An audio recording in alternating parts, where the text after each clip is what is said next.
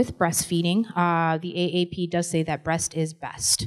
So we do advocate breastfeeding as the optimal form of infant feeding. Not only does it provide benefits for the infant, but for the mother as well. So maternal benefits include maternal fulfillment, so you have that bonding with your baby. You get a release of good hormones, makes you happy.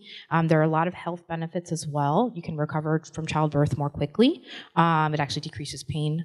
You can decrease your rates of breast cancer, ovarian cancer, type 2 diabetes, rheumatoid, cardiovascular disease. It also works as a natural form of birth control.